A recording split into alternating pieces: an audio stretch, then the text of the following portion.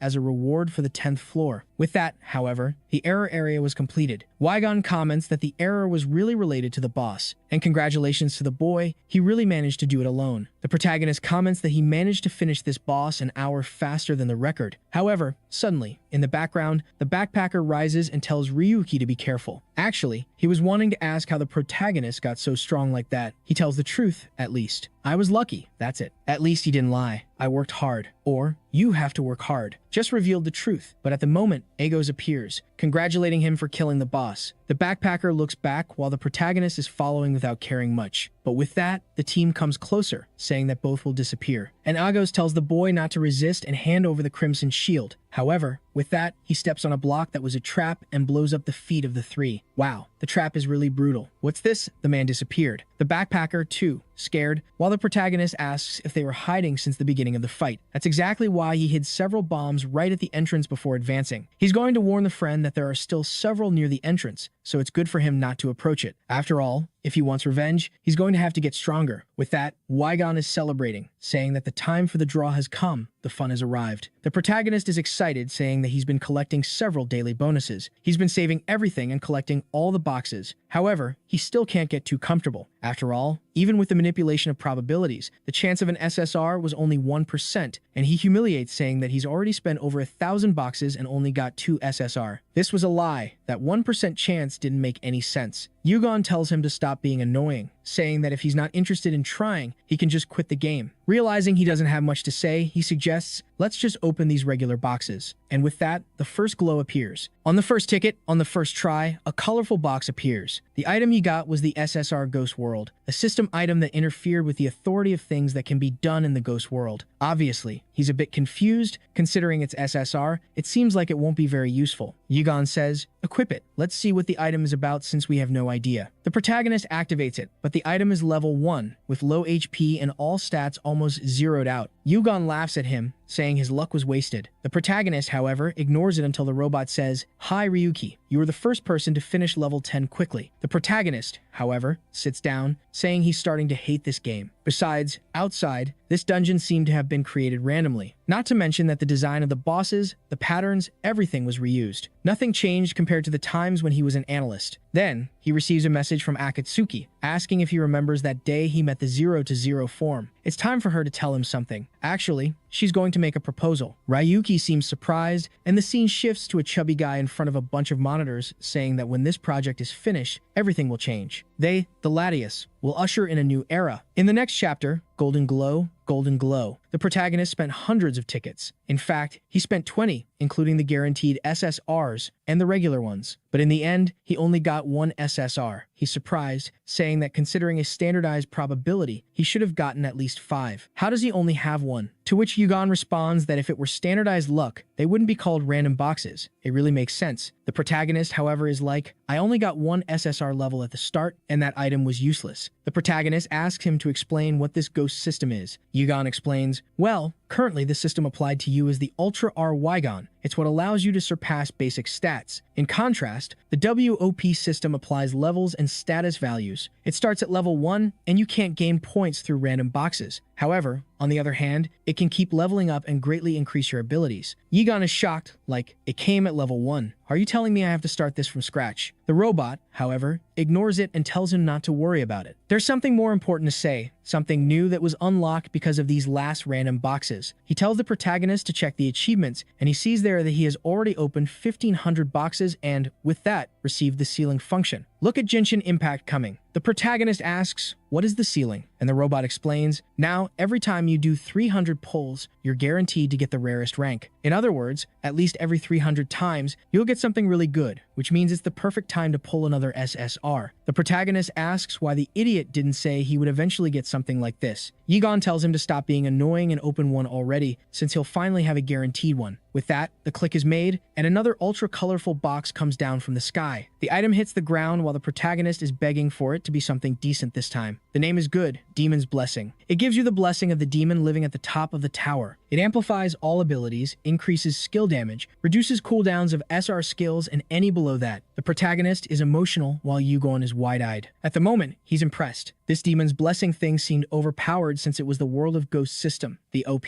Wow, now I realize that OP is the same as World of Ghosts, Ghost World. My god. What a disappointment. 16 here, the boy himself. The protagonist wants to know, though, what this Demon's Blessing thing is. Wygon explains that they are abilities given by the tower bosses. They are not necessarily player abilities, they are blessings. The protagonist realizes it was basically like a buff that greatly increases attacks and cooldown time. At least this one lived up to the SSR rank. My god, look at how many abilities he has. What is this? He's going to organize. He's going to remove the fireball, remove the Tai Chi, remove the war cry. Everything that doesn't really suit him, he's going to abandon. I think these are the rewards he might have gotten from the boss or everything he's been collecting on the 10th floor. And the only thing he thinks will be of good use is this energy pack. Basically, it expands his energy by 10 for compatible models. Yugon responds that it's like that armor the human had before. Certain items need energy, and this box allows you to use this type of item for 15 minutes. With that, the protagonist organized his inventory and kept only what he will use. Besides, he got rid of the useless abilities to put them as experience in the ones he will also use. He's testing the new ability, but he's shocked that the cooldown of the Godspeed ability is 5 minutes. Worse, it's an evolution of the instant pass he kept using all the time, meaning now he can't do that anymore. Yugon says, kid, don't suffer, but tell me, what was Akatsuki's proposal? Wow, we see. The bear offered them to create a new labyrinth that would challenge the ghost world. The protagonist was shocked, like, how are we going to do that? And Wygon seemed excited, saying, good idea. It's even better than most humans think. The protagonist, however, is standing there with a dumbfounded look, saying, a new labyrinth? How are we going to do something like that? But the friend just asks if that wouldn't be really much more fun. And now with Ryuki, he says, well, since the plan is to surpass the ghost labyrinth, things have gotten much more interesting. But for that, first, we'll have to conquer the demon tower. The scene shifts to a city inside the demon tower. People are asking what business it is of his to have killed the Minotaur alone. No lie, it's impossible. The man looking at the rank, however, says, it's undeniable. You can see here that he's breaking all the records. It's not possible. This kid must have found some cheat, a bug. There's no way. While everyone is talking about him, the protagonist is calm, and Akatsuki is talking to him. The speed at which he was breaking this tower was way out of the ordinary. Even for someone who knew all the strategies, none of this would make sense. Ryuki says whatever, there's a long way to the top of the tower. The only bad part is that the tension among the players seems to be increasing, and most are keeping an eye on him. and at this moment, he is completely surrounded. 16 loot boxes came to bring the items to him because it's obvious what's going to happen. The protagonist even stands up, saying, "Aren't you guys tired of this already? I'm getting bored." The man is going to say something, but he just says, "Quiet. Let's finish this quickly, because even if you had twice as many people, you still wouldn't stand a chance." The men lose their patience, all advancing from all sides, explosion, houses being destroyed. Yugon asks if the master is okay, and of course, he's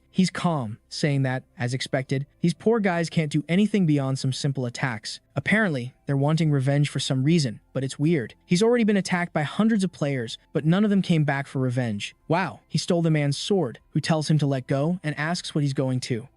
That's what he's going to do. Slashed and dead. Okay, I thought he had cut the neck, but it was just a cut on the shoulder. And with that, Ryuki says he's going to show the man now why no one tries to get revenge. Wow, did he use delete on the man? The kid is ruthless, deleting everyone from the game. The bald guy watching from a distance says they better leave before they get deleted, while Yugon praises our boy, saying, "You're really ruthless." Suddenly, however, he receives a call from a 5555, congratulating him for clearing the 15th floor and saying he has a proposal and wants to discuss something with him. He wants to share some information with the kid, but it can't be in the labyrinth. It's for him to go to a tavern in the entertainment district. In the next chapter, we're with Akatsuki saying, "Trap." That's what everyone would think. It's very suspicious that he decided the meeting place unilaterally and it's just one person. Besides, it's this person. It's hard to know what he's thinking. Yugon says the days when Gabriel was considered a great manipulator are in the past. No one would fall for such an obvious trap, but the boss isn't the smartest either. And obviously, Ryuki is eager to go to the meeting. Akatsuki explains that it's a well-known place in the underworld, famous for its extreme security, and usually only used for negotiations by high-ranking individuals. She hands him glasses, saying that since it's a famous place, it's unlikely anything crazy will happen, but it was good because it would help him customize his outfit, maybe a disguise. At least Ryuki understood that what Akatsuki is trying to say is that it's worth the risk. And with that, the friend also reveals that after investigation, he got some information from the Yggdrasil General Hospital, a place that, in theory, is famous for charities and donations and is sponsored by Latias Software. This is how this company makes everyone think they're good, since they associate the company with this charity place. Being a medical institute, a trade one, he thought it had something to do with organ trafficking or something related to drugs. However, the more he researches, the more suspicious things appear. He then tells our protagonist that it's time to show him. It's good for him to prepare before looking at everything because even he, who has lived in the shadows for so long, was shocked to see this. The protagonist's mother's death, in fact, wasn't a disease. He then says, at the Holy Yggdrasil Hospital, that's where his mother was placed, and he tells our boy to click on it and find out what happened. Obviously, it wasn't a good thing. The protagonist wants to kill everyone. The scene, however, shifts to a room with an old man entering and the blonde wanting to know how this filthy unknown left him waiting for 8 minutes. The old man is the protagonist, and the blonde says, "You've gotten quite brave since the last time we saw each other, Ryuki." And with that, the protagonist takes off his glasses and says he's going straight to the point. He wants to know about the human experiments conducted at that hospital. The blonde responds, "Apparently, you've already found out. It seems you have a pretty competent ally, but unfortunately, that was a while ago. Now that you've realized, it's too late. Your mother was also part of the experiments." In a split second, the protagonist is grabbing him by the neck, shouting, "Gabriel," but he responds, "You idiot. You didn't come here to fight me, because the real mastermind behind all this is someone else. People so powerful, they can make my Lindsay Guild disappear at any moment." The protagonist imagines it must be Latias Software, but he wants to know, why are they doing this and wanting to control the world this way? To which Gabriel explains that the goal of these men was conversion. It wasn't something as simple as connecting a labyrinth avatar through connectors. The heads of Latias Software wanted something much more advanced. It was when a certain item from Yggdrasil appeared in front of them. Even though the item's information was from the labyrinth, it could manifest in reality when converted. That's why they started trying to study the reverse of it. What if human bodies could be converted to the labyrinth? And that's how these investigations began. Ryuki wants to know, why are you telling me this? Besides, if other people find out, Latias Software would be destroyed along with Linza. To which Gabriel explains that he really underestimates the power of authority. The CEO of Latia is platinum rank. Any kind of accusation from an unknown person won't do anything to his reputation. Besides, the bad luck the protagonist has been having is all because of this same authority. It would have been much better if the kid had given up and stayed quiet, instead of chasing after information about his mother. None of this would have happened if he hadn't tried to make money and study what was happening. He reveals, remember at the beginning when the protagonist was making money and studying and that's why he was fired? The man says that's why he was made unknown. he lost his position and was expelled from society. And Gabriel also says that, unfortunately, the people who went through these experiments, even in theory, were converted correctly. But basically, they turned into numerals, and their physical bodies became something that couldn't even be considered human. Most of the bugs in the ghost world are also a side effect of this, and these converted people sometimes became residents of the labyrinth. If they were unlucky, maybe even turned into monsters that would be hunted. I think the protagonist realizes that, theoretically, he might have even hunted his own mother. And obviously, he's saying the man is a bastard, but Gabriel is lying. The man, he explained and will say again, he's just a low-rank man who doesn't represent much. If Ryuki really wants true revenge, he won't be able to kill him, because he's there to make an offer. The protagonist isn't very interested, asking if he really thinks he's going to believe something like that. He already knows that Gabriel's group is on the 47th floor of the tower. What are they planning? Gabriel responds that he'll find out tomorrow if he logs into the game in the morning. The protagonist replies that he better not think he's going to obey everything he says. He assures that both Latias Software and the Linza Guild will disappear. Gabriel just says he's looking forward to it and responds that they'll talk tomorrow before leaving. The scene shifts to a dungeon in the Minotaur's room with someone saying they can't believe he placed an error 666 here and it was defeated so easily. It's Asiya from the beginning. The person behind tells her not to worry, that in the end, it will be them from the HS Guild who will have the last laugh. They will be the masters of the skies. It's the blonde guy. What a sly one. Wait, I'm confused. Is he the owner of Guild 1 and also from Guild 2? Now I don't know if he's playing in the fourth dimension and fooling everyone, or if everyone is against the protagonist. But here we are. The next day, as the protagonist mentioned, theoretically, according to Gabriel, something is going to happen in the morning. However, Yugan comments that he finds it funny that the protagonist is following anything Gabriel said. Ryuki thinks he wanted to use this person, but in the end, he's following his plans. However, before he could do anything, someone shouts, calling for the protagonist and comes attacking with an axe, forcing the protagonist to defend himself. The fool shouts, saying they finally met. The protagonist recognizes her as Bisque and delivers an attack, sending her flying. She's confused, saying, "You know me? It's an honor for me to know that even the famous player knows who I am." The boy says, "Of course, I know who the future of Linza is. After all, I have to know the names of all the people I want to destroy." Bisque prepares, saying he's more confident than she expected. She advances again, delivering a sequence, but the protagonist goes on the defense. However, he's really being pressured. She delivers an X attack to his chest, but he calls for an SR shield. Yet, he feels something strange, and suddenly the axe is coming at his neck and back. Our boy gets angry and activates the demon god's blessing. Wow, he came with a punch to the face and buried the girl in the ground. Even the protagonist is shocked, saying that this agility was extremely different from anything he's experienced so far. He's staring at the poor girl, thinking that if Gabriel thought one person would kill him, it's really disappointing. Bisque, however, gets up, telling him to shut up and stop talking nonsense. He should save that act for when he's actually won. He says fine, then she should come at him with everything she's got. Obviously, there was something more. The moment he advances, suddenly the game starts glitching. The poor guy is all digitalized, saying that those Linza bastards are really getting in the way. Then, he receives a message from someone telling him to log out immediately, that someone was trying to destroy the labyrinth system. He's confused about what happened, and even Bisque is puzzled, telling him to explain. He realizes it had nothing to do with her. Suddenly, an announcement is made to all players. A critical bug had occurred in the ghost world, and all connected players should log out immediately.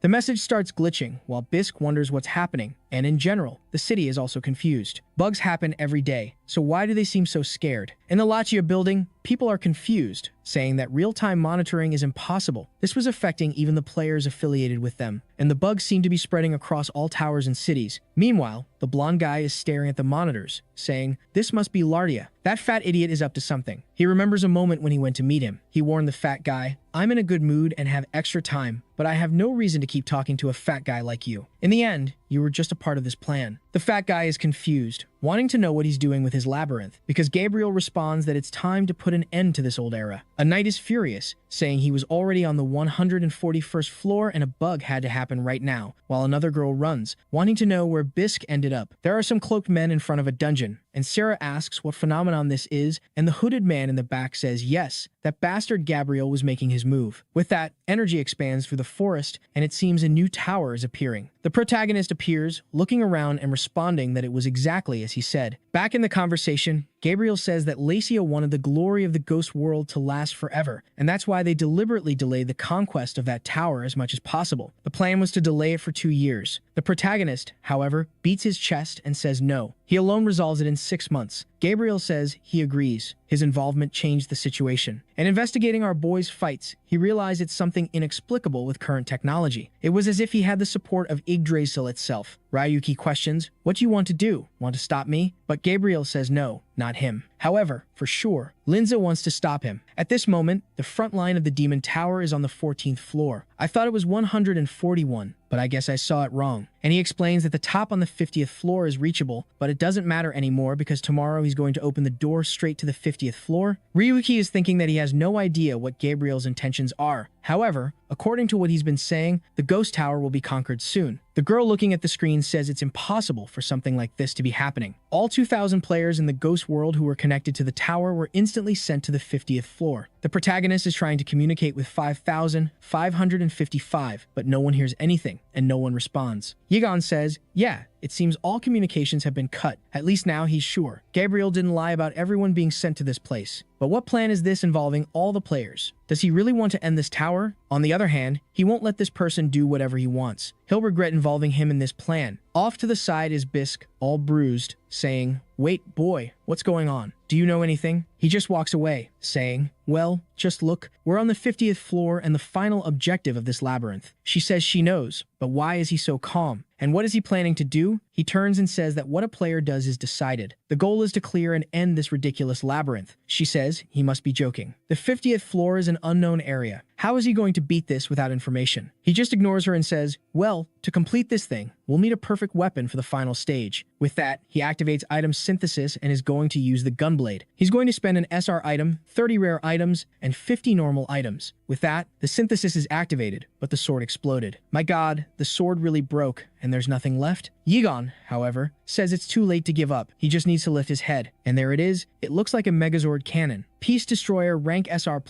a weapon made to hunt large ghost beasts. It allowed charging energy to also serve as a cannon. While he's celebrating, Bisque is confused. She knows this is the weapon Gabriel and some guild members used before. The shape is different, but she's sure it's the same. She then asks if he's really planning to clear the 50th floor. He says, of course, he is. Now that he's prepared, they should start this now. Strangely, suddenly, it's like they're partners now. She's excited, saying she can't believe she's going to clear the top floor with him. He, however, says, "Calm down. Why are you on my side?" And she asks, "Are we going to clear this together?" The protagonist, however, responds, "Why would I take someone? It won't be any fun if I get help." And she's confused. But wait, you're planning to clear the 50 alone. The protagonist just walks away while she's cursing, saying he's lost his mind. He has no idea how much harder the 50 is compared to the 15th and 14th floors he was on before, but he just jumps, completely ignoring her, and leaves. In another part of the island, there's a ninja man, Bion, who was noticing that the 50th floor was much tighter than the others. He's not sure without getting closer, but the structure of the place seems simple. The pillar of light that could be seen from afar was surrounded by 4 other terrains. To the east, there were burning jewels. To the west, there was a waterfall. To the south, the wings of a tornado. And to the north, the mountain of thunder. And he explains that he failed to approach the pillar of light directly. It seemed to be blocked by some kind of invisible barrier. The man with the swords says he understands. They will have to meet certain conditions. And Bion said, of course. Probably, such conditions are related to these scattered terrains. The man says, fine, it's time for them to head to this mountain and start clearing the floor. The scene shifts to a girl from the Jinza Guild, this noir, running and everyone calling for her. Someone comments, you said we would be able to clear those 4 locations, but if we're only heading towards the waterfall, what's going to happen to the other places? She responds, I know there are other people who came to the 50th floor, and obviously, they will also want to clear the other areas, especially Bisque and explosive sword users. Apparently, she was uninformed because she has no idea why this bug happened, if it was on purpose or what the intention is. And also, if Ryuki is behind all this. Back to our boy, while Bisque continues following him from behind. She asks where he's going. There's a bunch of crystals on fire. Clearly, the path should be over there. He, however, responds that this strategy is normal, but this isn't a normal map. She tells the idiot to stop making things up. She's sure he has some involvement with this. The boy stops and tells the idiot to shut up, asking if she really thinks he's going to cooperate with the Linza Guild. With that, he tells her to disappear and runs off again. Bisque, however, thinks this whole situation is part of his plan, and she's the only person who can stop him. And she comes for the attack, saying she doesn't know what's happening, but she won't give him the chance to clear this place. Excalibur comes at his head, but the protagonist barely turns and defends the attack. One moment she's helping, the next she's trying to kill. It's just irritating. Suddenly, her foot starts sinking into the ground because of a bug. Wow, it formed a crater. Apparently, she fell into a hole and can't even get out. I'm lost here too. She seems to think this was the perfect chance to conquer the demon tower. I get it, she lost the perfect chance, and she questions if this bunch of errors and this whole thing was the ghost world just from the inside. She's getting demotivated, saying this is weird, and she can't believe she dedicated her whole life to something like this. A flashback comes in the next chapter. She's a child staring, saying, "Men are so cool. I'm here poor and worn out." Some men from afar say, "That skinny girl thinking she's going to be able to use an axe like that." The friend next to him, however, tells him to be careful. This child has been hunting non-stop for 17 hours straight. They've even given her a nickname of Crazy Dog. Where I come from, dog means something else. The men comment that one day maybe she'll reach the ghost world, but she thinks that's ridiculous. Her goal was far beyond that. She wanted to conquer the demon tower before anyone else. But now she screams desperately, and when she opens her eyes, she's in front of our boy. Can't abandon the girls. Men are difficult. He went there and rescued the idiot with a rope. She's confused, asking, "Why did you save me?" He says he's sure that if he hadn't pulled her out of there, she would have died. He doesn't care what happens to the Linza players, but the idea of also letting someone die for no reason makes him feel bad. Friend, in this case, she tried to kill you. I think you had a reason to let her die, but okay. It's difficult indeed. He comments that it's ridiculous to die in this trash game, and she humiliates him, saying this game here is amazing. He makes a ball and says it's time for her to accept the truth, the real nature of how this labyrinth works. The item seems to hit a wall and disappear. She asks why there's nothing, and he tells her to look closely. With that, the two observe some fake holograms, and the protagonist asks if she, a player at this level, doesn't understand what this means. Scared, she says it's impossible for something like this. The labyrinth and the ghost country are above anything else ever created this century. The protagonist, however, picks up a bunch of stones and says she really won't accept it. With that, he's holding a bunch of stones that create a lot of electronic mess, and he explains that this final stage of the demon tower was nothing more than a discarded land. This was a project that was never finished. I get it. So the game, in fact, that she's been dedicating herself to in the ghost world, never even had a solution. That's why this place is so poorly made. She puts her hand, but at the moment it turns into a skeleton and pulls it back. Confused and scared, she asks if he always knew this. He says, of course not, he just found out. But considering how full of bugs this game has always been, it wasn't even a surprise. The problem now is whether it's possible to finish this game considering how incomplete it is. The protagonist leaves, leaving her in the middle of the bugs. While Yugon comments that less than 40% of the terrain work correctly, it's very likely that a lot of things related to the map's solution haven't even been created. This is a spoiler of what happens if we could access GTA 6 today. The protagonist is staring, saying he has the feeling it's around there. Yigon, however, wants to know why he came to these scary mountains. Not to mention he's on the edge of a cliff. The map may be incomplete, but he'll get hurt just the same. He, however, says he's in the perfect place. The goal is to jump from there. Yigon is about to say something, but too late, the protagonist jumps. What is this? Activated a portal and fell to the ground. The crazy guy is all confident. Seems like he knew this was going to happen. I don't know how. The problem now is that the terrain was strange, and the path seemed to lead up there. But how is he going to climb this? He starts walking through the terrain of the flaming jewels while Yugon is asking if he's okay. In theory, extreme heat and burns are the worst kind of pain men can endure. The protagonist, however, is noticing that this flame was weird. Yugon realizes that, in fact, they were just visualization information. Apparently, it wasn't real fire. With that, it becomes much easier to climb, and he jumps from stone to stone. Upon reaching the top, he says now it's just about dealing with the boss, but in front of him, the monster is lying on the ground, and there's a bunch of people fighting. Everyone wants to know what the damn Ryuki is doing, and the protagonist notes that it was a battle zone. Everyone wants to kill him, but he responds that he doesn't have time to deal with everyone. While an explosion is happening far away, Asia's team comments that indeed the 50th floor wasn't finished. It seems Gabriel wants to use this as an opportunity to end Lazia, and he used everything he has to create something like this. Asia says that this idiot has been taking advantage of everyone in a disgusting way. But what are they going to do? The hooded one responds, I also have no interest in cooperating with them. But letting everything go according to the plans they set up would also be tedious. If things go as he planned, the labyrinth will collapse, and soon after, Gaze will create a new era. I get it, but Gaze is Asia's guild, which is the rank 2 guild. Eventually, all the pieces fit together. And back with the protagonist, he's saying that fighting monsters takes a lot of time, but having to deal with this bunch of people made him spend much more than he expected. They should stop irritating after realizing the power difference. The man in the green armor, however, responds that now that it's come to this situation, he'll be forced to use that. Suddenly, everyone is agonizing with blood coming out of their chests. Everyone is drawing a black dagger, and the protagonist remembers that this was the one gaze used. With that, everyone starts transforming, and everyone looks like minotaurs, with wings, some horned, some jackal. Remembering Ase, the protagonist knows very well how this is done, and says that for having the courage to use this item in front of them, he'll have to make everyone regret it. The monster lets out the first roar and sends a bunch of claws to the protagonist's back, who, on the other hand, farms in the area. But at the same moment, the werewolf with a crocodile mouth is coming to bite his back, but he manages to turn and defend in time. Explosions are happening everywhere, the man holding the weapon being thrown away, the protagonist too, each one firing, trying to understand what's happening. The weapons seemed to be starting to fail and couldn't shoot anymore. With that, one of the monsters is coming while the protagonist tells Wygon to explain, who says that his Peace Destroyer was hit by a bug, and unfortunately, long-range attacks seem to be sealed. And the biggest problem is that it seems the more he uses it, the more the bug will infiltrate his body. The problem for the protagonist is that he's surrounded by people in front, and Wygon comments that the only way to restore the weapon's data would be to log out. However, with the 50th floor being so unstable, there's a high chance he won't be able to return there again. So, what is the boy going to do? The protagonist says whatever. In the end, he manages to solve the issue by cutting everyone off and starting over. The explosion continues, with some bodies turning into ghosts and disappearing, and it seems like everyone is finally being logged out. It looks like he really did resolve everything. The only problem is that he's genuinely affected by a bug. He tells Akatsuki that he's going to send him the bug data for analysis, explaining that it's going to be extremely complicated. He'll have to create a debug just to access this bug and start understanding the GS data. Ryuki asks him to try to do it as quickly as possible because more scorpions are appearing in front of him. However, the protagonist is discouraged. Once again, the monsters appearing are like a level 1 scorpion, the red scorpion. The level 50 scorpion is the same, just with a level 50 purple color. Let the protagonist play New World to see if it's the same thing. The level 5 monsters are the same as the level 80 monsters, only the color changes too. The scene then shifts to a waterfall, with Noor jumping from rock to rock. She was almost at the top when she suddenly felt something strange coming and activated the sacred rope to latch onto another rock and pull herself up. She warns the team that this path isn't working, and one of them responds that yes, there's some barrier blocking the way from there on. Moreover, the rest of the teams investigating this region aren't responding. They ask what they're going to do, and Noor realizes that no matter which way they go, they can't move forward. She has encountered countless bugs trying to finish the tower, but this seems to be the worst of all, because there's no solution. Perhaps this entire region is incomplete. She's staring at the black dagger, contemplating doing something reckless. The scene, however, returns to the lightning mountain, with everyone being struck by lightning. Bayan warns the leader, half of us are already dead. These lightning strikes are killing everyone. The leader says they have no choice. Everyone will have to use the dagger and already plunges it into his chest. Someone hesitates, saying it was given by gaze, so it was dangerous. However, the leader says it doesn't matter. Even if necessary, they will win using the enemy's technology. The leader is almost in ecstasy, saying that the power is growing inside him. This sensation was wonderful. Bayan is confused by the captain, who is now in the same state, but with a purple aura and a red eye. Meanwhile, Asia can feel that the daggers and seeds they planted long ago are sprouting. She tells Cynthia that just a little longer. The show was about to begin. Meanwhile, the colorful monster is being torn apart. Bats, minotaurs, all being cut, exploded, and the protagonist is taking them all down. Wow, but he's full of bugs too. My god, soon the entire screen will be censored. But now, he's face to face with the top of the mountain with the burning jewel. That crystal was the core of the entire mountain, and, in theory, it was the key to reaching the central area. The problem was that everything was incomplete. This jewel should be inside that puppet, which is the system controlling the mountain. He's surrounded by monsters on all sides, and Wygon warns that the bug infiltration has already exceeded 50%. If he continues at this pace, recovering 100% will become completely impossible. Just then, a message arrives from Akatsuki saying that the analysis is complete. It seems that GS was using fragments from other labyrinths to create bugs. This is because, by colliding data from separate places, you intentionally create damage. The protagonist says he doesn't care about the explanation, he wants to know the solution to eliminate the bug. Akatsuki says, incredible. Well, it will take a little longer for me to fix the bug, at least 6 hours. The protagonist is about to take another hit from the Minotaur, while Yugon says the recommendation is to leave now. At this rate, he will never recover. It's almost hitting his head, but he manages to move forward, while reminding himself that there are 3 ways to destroy a labyrinth. That's what Akatsuki explained. The first was to destroy all the resources allocated to the labyrinth. The second was to have fewer players than the minimum required for the labyrinth to remain active. And the third was to create a critical problem that made maintenance impossible. The problem is that for the ghost world to run out of resources, it will take a few years. The second was quite complex. The ghost world has a ton of players, so it's unlikely they'll have fewer than necessary. In other words, the third option was the only way. And Akatsuki warns that this plan is based on the trust he has in our guy. And the third method, exactly, was the reason he had come so far. He was about to conquer everything possible. In the next chapter, everyone is on the ground, exhausted, saying that damn Ryuki is a bastard. People are disappearing, thunder is striking, a bunch of bugs. Even I don't understand what's happening anymore. Imagine the player. Someone observes, saying that everything is starting to be destroyed. The order of Latia and Linza was beginning to disappear. Asia says that this, however, is just the beginning to restore the light of this world. One of the hooded figures says that the bug erosion is at 47%, just 3% more to reach the target value. When that happens, the demon god will finally return to them from gaze. It's no exaggeration to say they would be taking the ghost world for themselves. At that moment, the guildmaster Gaze appears, a blonde named Seven, who thanks Asia for everything she did, saying it's thanks to her that they managed to create this bug. She, however, responds that, strictly speaking, this bug isn't her doing, since they created it. He, however, replies that it was she who managed to create it and take down John Doe. The bug is already at 49%, while she remembers that this John Doe was the best player she ever encountered. But, unfortunately, he was necessary. He must have been sacrificed so they could create the technique to manipulate the labyrinth data. This was bug control. And now she doesn't regret anything. It's too late to feel any remorse. There's nothing more she can do. She doesn't know what Gabriel is thinking, but he will regret his decisions. In the end, it will be them who will win this. Finally, the bug reaches 50%, and bugs are happening everywhere. It's the only thing happening. But apparently, an earthquake has also started, and people realize that the control ability has been removed. They can't control the bug. She wonders if John Doe betrayed them or if they studied something strange. In fact, what's happening is that the territory of the burning jewels is being destroyed and collapsing. At the moment, Seven comments that these particles in the air, don't they seem like that same ability that took down Linfall before? They tell Seven to look up, and wow, isn't that the protagonist's giant sword up there? It's not the protagonist's sword. No, I'm crazy. Actually, it's the demon tower that's entirely collapsing. And AC asks if it's really him again. The idiot who, after doing that to Linfell, was once again there to ruin her plans. She yells, calling him an idiot, cursing the protagonist, saying she'll never forgive him.